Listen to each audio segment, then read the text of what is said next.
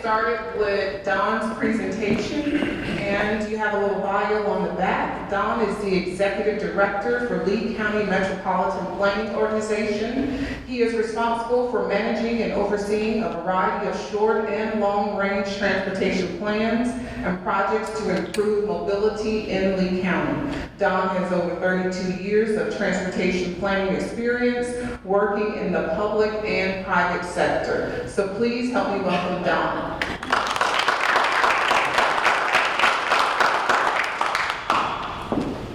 All right, so I'll touch on some of the things that were said today too. Because when Angela called me, she said, "You did a land use scenario project before." Yep. Have you updated it? No, but I'll talk about why we did it too. And as you know, one part of this is that we can plan and say, all right, this is what we want it to be, but like it's very recent, we got a lot of calls about it too. County got sued about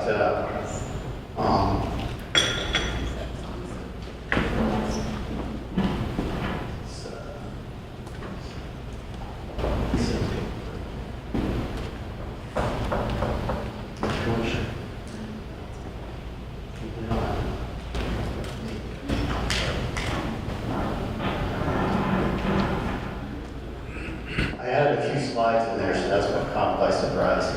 Because I started looking at it, did a little work on what essentially is being added for commercial and industrial, what is at least needed to support our population going forward. So obviously there's not enough, and I'm going to pick on Lehigh Acres later on as part of this process. But as I was touching on,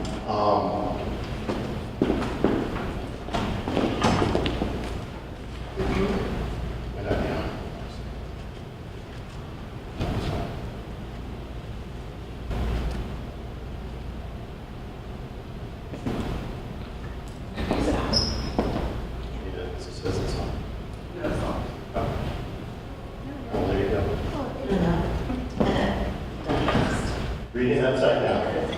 So as I was touching on, there's all kinds of planning going on, but as in the last week, you know, the county got sued about the mines out off of Corkscrew Road, and there was a choice made there to, you know, okay, here's your exposure, here's what you're gonna have to pay. They went out and found a different property owner which was looked at as more advantageous to build 10,000 homes as part of that process, and then hook up some roads and things. So even when you start planning what's the future, you don't know what some of those things are going to impact. The big picture can control so much stuff from what's the future land use and what's going to go in those areas, but the state is very strong on property rights, as they should be. And in some cases, you know, developers say, we're going to just pay and go. So you do what you want as part of the process. So it's a lot of negotiation that goes on with a lot of development. So I will touch on what happened as we went through our process and stuff. Let me get a little background first of what the MPO is, because we get confused with the county from that side. We're an independent organization. I work for a board of 18, the 5 county commissioners, and then representatives of each of the certainly 5 city council members from Cape Coral, and based on apportionment, each one has some down to one for like Estero, Fort Myers Beach, and Sanibel. Essentially all have a say in how federal and state money gets spent in our area. So it was formed in 1977. At that time, it was the city of Fort Myers was over the population limit, so it was called the Fort Myers Urbanized Area. Now Cape Coral is the biggest city, so it's called the Cape Coral Urbanized Area. Essentially, it was part of the federal funds if you wanted it back then for an urban area. And this goes back to, you know, cities where interstates were put right through the middle, and you know, from the state or whatever, and the local governments didn't have much say in that process, and this is where MPOs started. So, based on state and federal laws, the MPO is responsible to establish a continuing, cooperative, and comprehensive transportation planning process. So what does that really mean? You know, it provides local officials input into the planning process of those prioritizations of projects. But I put it down to the simplest part of it is we do a long-range plan. We currently have a 2045 long-range plan. It's been amended twice so far. For instance, like Corkscrew Road widening out past Alika Road was the most recent amendment added into the long-range plan. But these are the most important part of it. What goes on 20 years out in the future? What roadway improvements do we need to support the future growth? They also provide the federal and state project priorities each year. They do that for a 5-year time frame. That was done this last meeting in June. And then also what gets into what is in the 5 years of all the different projects that are state and federal funded. So what are some of our issues? If you look at the left is what the population is from 2020 to 2045, and the right is where the employment density is.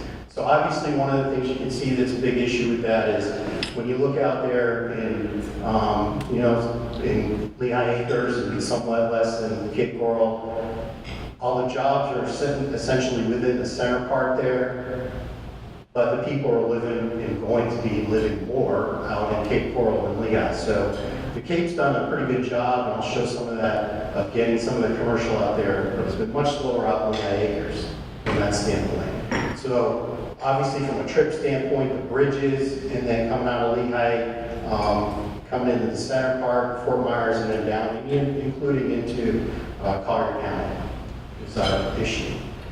So what does that lead to? This was one of the scenarios that was run that last time, is where from each, we have 1,200 zones that are broken up across the county. Out of that, we looked at each one, what the vehicle miles traveled from each of them. So obviously, from a transportation issue, the lower the VMT, the lower the vehicle miles travel, the better it is for, for congestion. The more you got to drive, the more it's going to be congested. So when you start looking at some of the outer areas there where you get into 50 to 85 miles, that's not something that's really planned for. And I have some averages that are around the country from looking at it. So one of the things that was put together at that time was back when we did the 2015, which was the 2040 plan at that time. It was essentially, not always each area has a little bit different when you talk about land use, so they had to say, all right, what is it kind of generally if you're looking at it so that we can look at it from a plan standpoint. So what's suburban, what's rural, what's going to stay that way. So they kind of broke it up and looked at it from that standpoint. This is actually the current future land use map, but obviously you can see some areas that are even changing right now from that standpoint. That's just the county side of it. Obviously it doesn't show each of the jurisdictions that have their own land use, and that's why this was put together to try to meld that together for the scenarios. So land use scenario project is essentially trying to look at it from a big picture of evaluate achievable reduction in trip lengths and increase transit viability. So one of the things we really like to get to from a transit thing is that you don't have to look at your schedule anymore. So like on the US 41 corridor has let's say the most buses coming per hour. And that's about 20 minutes or so right now. But if you leave your place and you don't have to look at it and 10 minutes later it's coming and picking you up, that's kind of what you would want from at least the next step in transit. Now beyond that, as you go to bus rapid transit or even light rail if you ever get to that point, but that's kind of the first step in that process. So there were 3 different scenarios that were looked at. As part of that whole process, there was a preferred scenario that was approved by the MPO board, and then we put that in our travel model. And there's different things you can do, obviously, and I'll touch on that later on about, all right, let's test this, and what does that do from a trip standpoint. So scenario A was an outward expansion. Doesn't sound that great from a planning standpoint. There are some parts that did change, like for instance, this is a preserve now on the other side of I-75, the Larry Pike Preserve. But at one time, they were talking about a bunch of development out there. But this is at the time, we said, all right, well, if we spread out, these are some of the areas. And this was essentially bringing in all the planners and community development from each of the jurisdictions and said, what do you think these areas are going to look like? Kind of worst case scenario from that standpoint. And then scenario B was a strategic infill. All right, so if I start infilling the certain areas, what does that do from a trip standpoint? Maybe that's a little bit better. There are some areas that didn't stay up that way, like for instance, if you look at Bonita, some of the stuff in that area, still being talked about some development, but we'll see over time. But essentially that was the B. And then C was, all right, let's try to do something that's a little more takes a little more action in the sense of what can we provide more from our transit corridors that are out there right now, more density within the 41 corridor, and also taking into account what might be the future rail corridor. Now, freight rail right now, Seminole Gulf brings stuff down. They have clients off of Lincoln Road, but since that time, they've been, for about 10 years now, they've been more receptive to whatever south of, they don't have any clients down there. If you've been down there lately, the arms actually aren't on the crossings. They still have the flashing lights up there, but there's no arms. They don't have any service south of Alico, so they were very open to, of course, if you pay for it, buy it. What other options could you do for transit south of there in the future? Now, we have a current project that's looking at a pathway in there, which could be pathway with something else. But it's a 130-foot core, right away. Obviously, you can do a lot of different things in the future. And when you start talking about what is our future, light rail, I don't know if you've looked around the state, there's things going on with heavy rail. There's also delivery by drones. There's vertical and takeoff and landing vehicles that are being studied in Lake Nona. So I'm not even sure what some of these things might look like in the future from a transportation standpoint. So obviously keeping that open was one of the thoughts at that time. So along the 41 corridor, added some of the things along the Colonial out State Road 78, trying to increase those where we would increase that transit option, increase multimodal options. It could be people walking to it. It could be people taking a bus. It could be smaller vehicles too. Mobility on Demand just started in Bonita, which is looking like it's getting very popular. It's essentially where you can pull out your phone and for $1.50 get a ride on a smaller bus, essentially to take you where you want to go. And I think Lehigh Acres and Cape Coral looking at that closely, obviously, because when you start talking about the spread, how can I get to another line or somewhere else within the jurisdiction you're trying to go to? So that was the one that was the preferred alternative that was picked at that time. So you can see here the different parts of what was studied at that. Like, all right, if you take Sandoval and Fort Myers Beach, very little growth. It wasn't something you talked too much about. It wasn't going to change a whole lot. But when you start talking about Lehigh Acres and adding intensifying new urban areas and urban core, add latest planning and additional identification areas, mixed use overlays, things like that to try to increase not only the jobs out there that would attract something, but also so you're not going so far for a restaurant, things like that. That's one of the complaints we get a lot out there is not the restaurants you go to. And I saw just as an example, I saw a recent survey that Babcock did, and they asked everybody what their favorite restaurant that lived out there. And some of these had favorite restaurants in Cape Coral and stuff. Now, from a standpoint of trips, that's not exactly what we're looking for. So trying to reduce that makes it more commercial, makes it more industrial too in some areas too. John, can I ask a question? Sure. Research diamond, what is that? That was an area, it's really around the airport area. It was identified as a diamond. They kind of called it all out of, along Alico and around the airport and everything for future development. Now, obviously, the stuff on Alico was kind of, I guess you could say, named at that time to try to push some of the development in that area for commercial and things like that, which along Alico definitely right now has been going forward. So from a public response, if it went in with that, I would say it's probably a little slanted from the public when it was done, because if you looked at where everybody was from, there was a lot of responses from Sandoval. Now, when you look at it from that standpoint, that's the area that wouldn't change much, talking about all the areas that would change a lot, and maybe not wanting growth and stuff. So that's a little bit, I guess, slanted, you would say. And that was called out as part of some of the presentations as well. But essentially, the things that we're looking at is, hey, we want more access to transit, we want access, or at least multimodal options, essentially.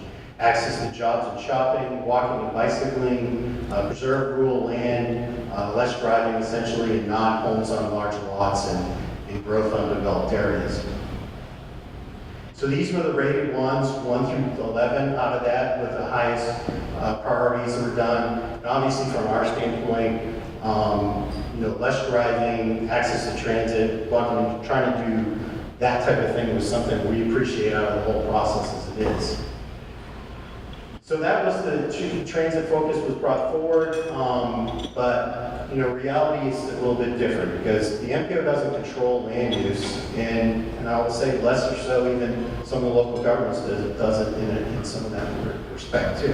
So what do we have that's coming out that we can start addressing? Commercial industrial added in the last 3 years, 80 retail projects at about 826,000 square feet, 58 office projects at 745,000 square feet, 164 industrial projects at almost 2 million square feet. So obviously there's, like Amazon, things like that, there's a lot being added from that standpoint around the airport.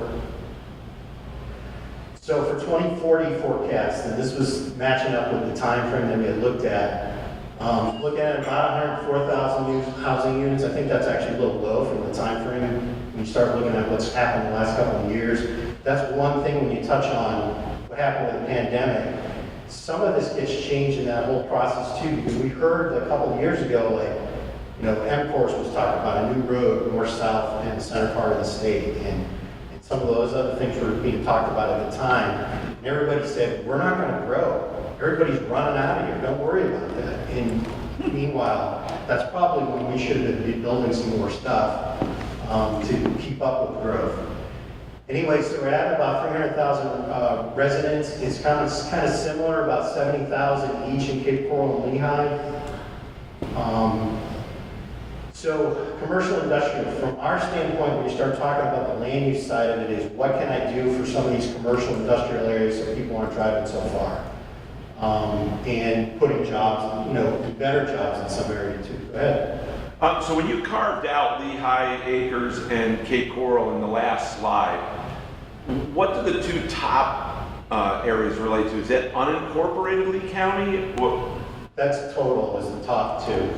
And so the 70,000 in each Cape Coral and Lehigh Acres is a part of that 300,000? Yeah. I get it. Okay, thank you. I think it's probably a little low when you really think about it. Because Lehigh and Cape Coral is definitely growing faster than that. So, commercial industrial demand. So we need, to match the population, we need about 27 million square foot of commercial. So that turns out to be about 18 to 20 new neighborhood shopping centers. So you're talking about 70 to 90,000 square feet. So you've got Publix, that type of thing in some areas. As an example, the 10,000 units that get approved with the little roadway, that's going to come with something that's kind of like a neighborhood shopping center. There would be a Publix in there as well. 6 to 8 community shopping centers, 250 to 350,000 square feet. That's kind of the area stuff. It's a 50,000 population at 46 mile area. Includes about 9 million square feet in Lehigh Acres. So there's a lot that could happen in Lehigh Acres, hopefully. Now, as an example, I was out there talking about a project that was not really related to, it was a pathway project. Just say it's not a roadway project. But we were talking about the bigger picture of, what this pathway would access and everything. It's tourist developed also, but it's also people, kids going to school. It was getting to certain locations. It connects a couple of parks, so it's recreational as well. And we were talking about, well, what's the thing about redeveloping parts of, or developing really, parts of Lehigh Acres with town center and stuff. And I said, well, obviously we don't want everybody driving all over the place just to go to Home Depot. And the woman said, I have a nice 11-mile drive to Home Depot. Well, if you look at the averages, that's too long. So that's where a community shopping center comes in. Instead of everybody having to go so many miles for that, and then also the jobs that come along with it, and the other development that comes along with it as well. So 9 million square feet in Lehigh Acres, 8 million square feet in Fort Myers, and about 7 million square feet in the city of Cape Coral. Now, obviously, does it turn out that way? No, it doesn't always work that way, but that's kind of looking at the population and saying what is needed to support that population. Need an additional 11 million square feet of industrial. That's always something that's not very popular with, like, okay, I don't want to live next to an industrial area, but also a need when you start talking about trying to get businesses to support in there. Not everybody having to drive a Lico to drive back out to another area to get their truck or whatever. So to match up and pick on Lehigh Acres at the moment, in the comprehensive plan, it talks about trying to have commercial and employment centers, pedestrian-friendly mixed-use areas, adequate green space. It hasn't happened yet. It does take some land use assemblage too, because some of these lots aren't big enough. Obviously, it's better if you have something that's all worked together, so the pond sites for a bunch of different development, that type of stuff. Create and revitalize the downtown and the premier urban center of Lehigh, providing jobs, residential opportunities, and cultural and economic activities. Then you get better, multimodal options from our side of it, but also cut down trip length. That's really where I was trying to get to. So just to give, this is averages across the country for to and from work is about 11.5 miles. So I looked at it, I can't find something that's necessarily just Lee County area, so I started calculating. I think we're more like 20 miles from that. But when you start talking about, all right, so I only have this 11-mile drive to go to that service, really it should be more like 5 or 6 miles. And if you think about the impact fee too, not that it's probably not popular in this room, but from an impact fee standpoint, there's a relationship that is always made that says, okay, you get 2.5 miles to go to this store or whatever, that's what the average trip length. If you start looking at something that's way out and they got a lot longer trips, that calculation doesn't work at all. So those are kind of average trips in trip length, and the average trip length purpose of 8.76 miles. And obviously when you're talking about people that live in Lehigh and going into Naples, that's way out, in that sense of trip lengths. But trying to shorten the trip lengths, what can we do to help that from a development standpoint? And then also give people, from a housing, multimodal options of, okay, I want to live in a, mixed-use development, or I want to live in a, something that's a little different than a single family on a large lot. So one of the last things I put together also was saying, one of the things is say, well, it's not so bad out there, we're going to have an eco extension and things like that. Well, the model includes all that, and this is from the model for 2045.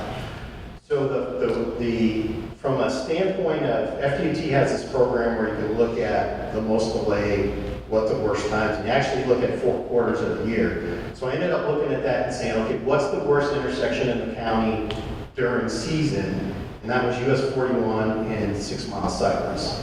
And obviously the people going to the beach and stuff. And then what is it off season? It was in the area between 6 Mile on Colonial, 6 Mile to I-75. A little hard to tell, but it's in that one segment in there. So I started comparing, all right, so what are some of these intersections in the future then? Say Lee Boulevard, Colonial, and State Road 82 in the future, what does that look like? That was about 30, the projection for that is about 30 to 40% higher than what 6 Mile and 41 is right now. And that's looking at, there's a study coming up in a couple of years about, well, what are we doing with the intersection? Is it going to be a CFI like at State Road 82 in Daniels, or an overpass, or a bypass, or something like that, because of the issues that are there. So when you look at that, that'd be 40% higher than what that intersection is now. So when you start talking about the future, and more growth going in that area, that might be worse than coming out of Cape Coral, for instance, in the future. So that's why we're trying to address some of these future commercial, industrial areas and what we can do to cut the trips down. So this was Lehigh Acres Community Plan. This is what's in their plan right now. So it has some town centers, the striped blue right there, red areas of commercial, things like that. But a lot of that hasn't happened yet, and obviously you get pushback from residents and things like that, but we're trying to look at it from a trip standpoint, and really that's some of the response for some of it is, if we don't do some of these things, you can't get everything. Like if everybody's got to go 20 miles for a service and other things, this is not going to work in the future. So that's really the background to this. I think Diana was going to give some more direct things. She does a lot of work with the downtown area, Midtown, higher density, but also some of the, I want to say like what can be done from a development standpoint that also helps the developer from a money standpoint of energy and other things like that. And it's too bad she couldn't talk about that today. So I open up any questions and comments anybody has. I've got a two-pronged question. One is, how do you make the determination of whether a flyover is best for an intersection? And two, if you decide today, yes, we need a flyover at this intersection, how long does it take before that flyover is in use? Okay, so the first part of that is, let's go out to the area here, it's Santa Barbara and Veterans. Okay. They looked at several different alternatives and said, okay, am I gonna do a flyover? Do I do a bypass at the intersection?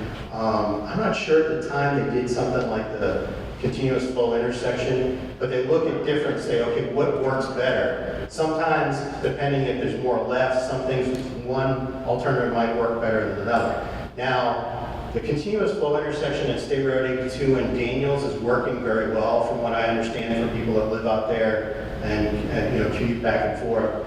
So that you might see more at-grade improvements like that instead of a flyover. Flyovers are, let's just say, meant very negatively.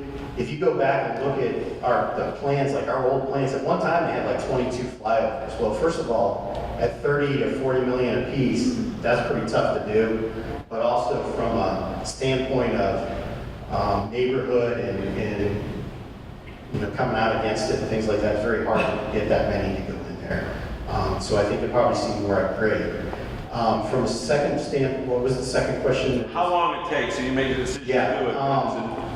So FDOT, if it's an FDOT, if you're going after state or federal funding, you gotta go through the project development environment study process. That average is 4 years, that's just one phase of that. If you said, I got all the money, I wanna do it, it takes at least 10 years. Now the county can do it a little faster if they don't go use federal and state money, where you can cut off the project development environment study, go right into design. If you do the design build, you can do a little quicker than that. But yeah, you have about a 10-year time frame.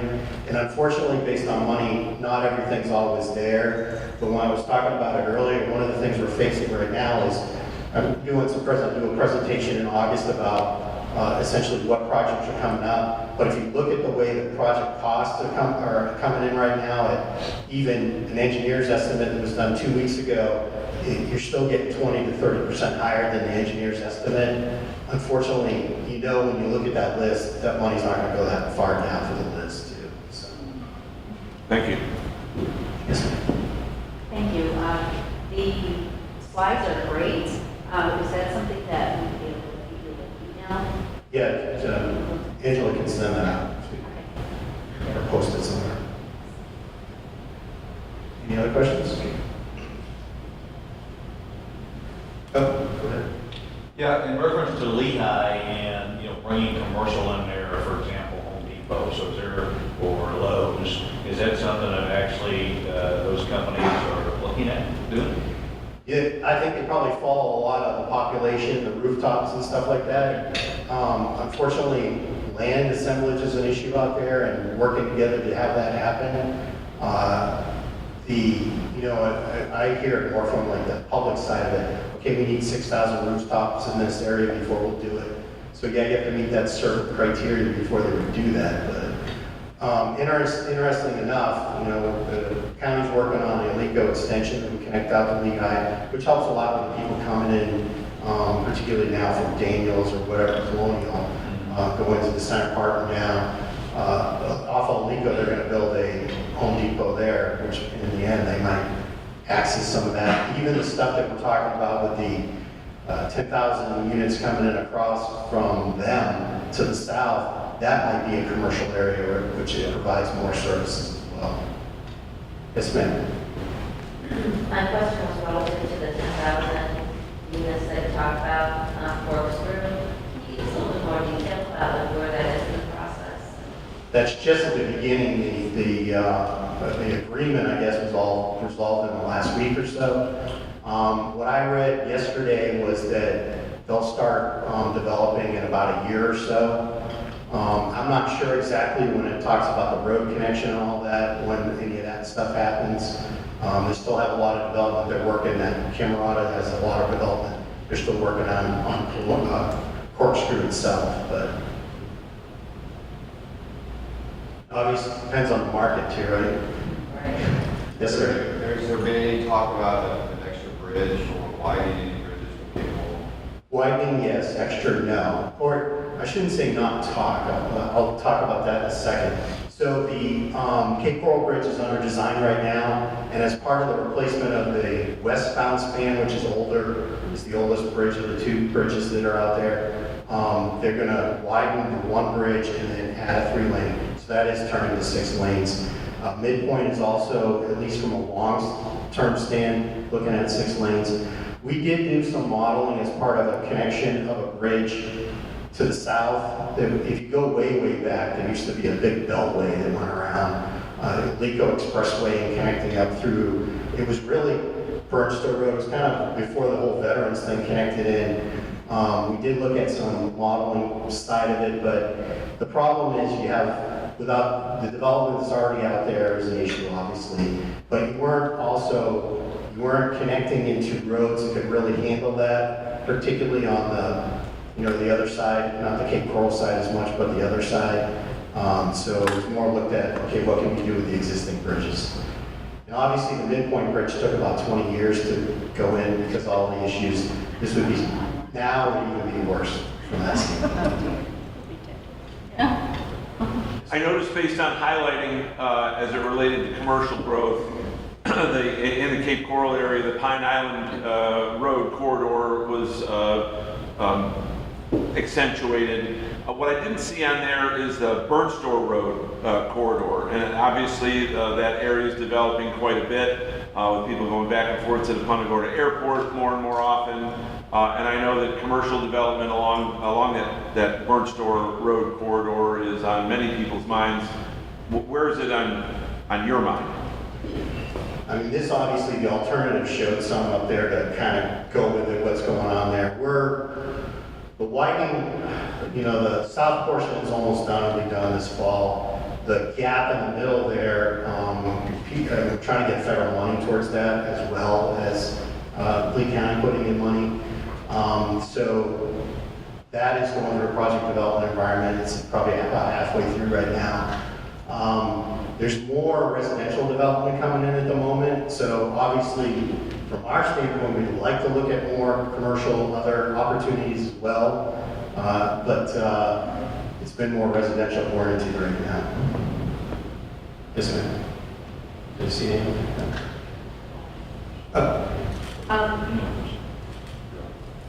The Briarcliff, Fiddlesticks Gate, that whole road situation, do you have any thoughts on that?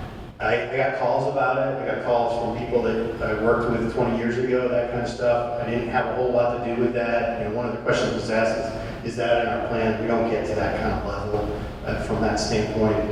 Obviously, the concerns from the residents were, you got a 2-lane road that's not very wide and having a lot of trips come down there. But I guess that's moving forward, right?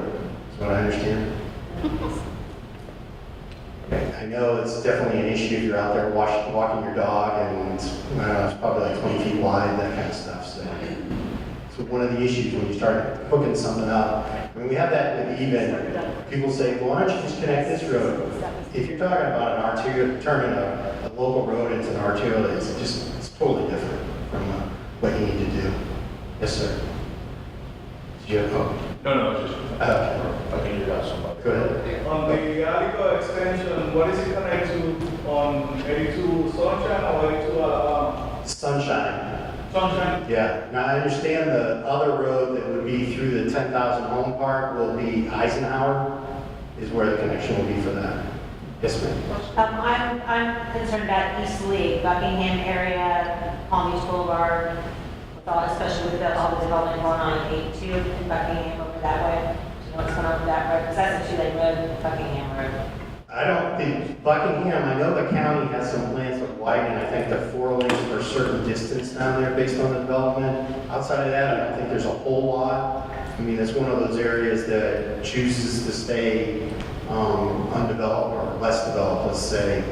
Unfortunately, on the opposite side of that, you start looking at trips kind of on Babcock and stuff, things that we can't necessarily control. There's going to be a lot more trips on State Road 80 and around it. Well, a lot of people in Lehigh, since Lehigh is saying it's all in there as well.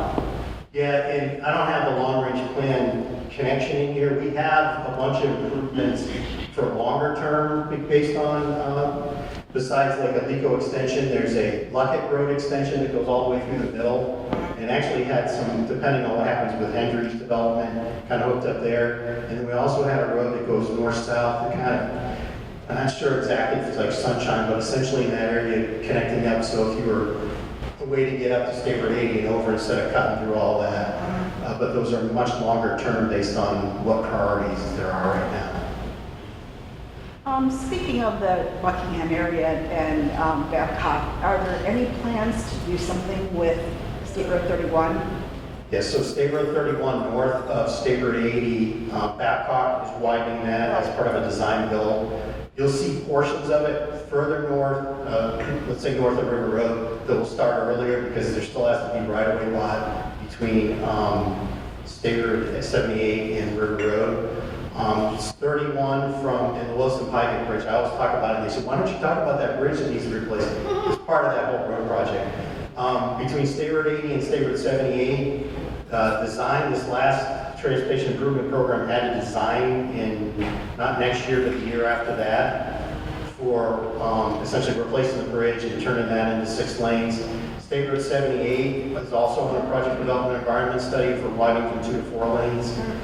So there are improvements coming for that area. Probably not as fast as Babcock's development right now, but. Okay, thank you.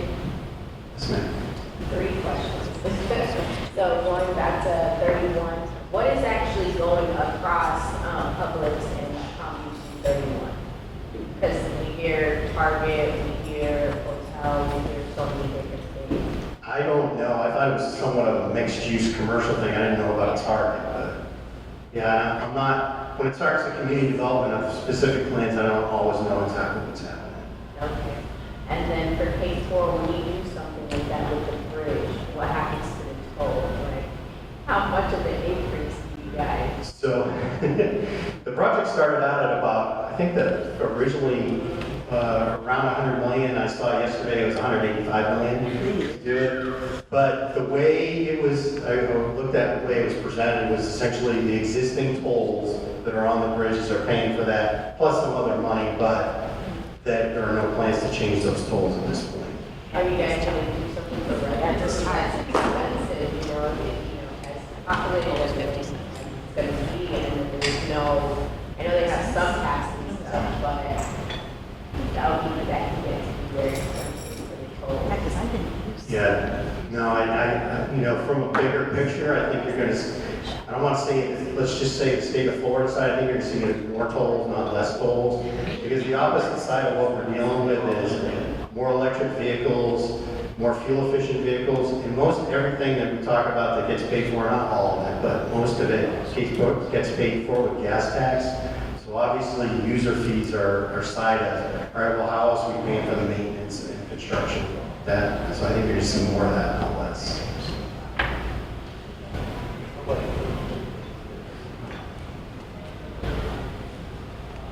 All right.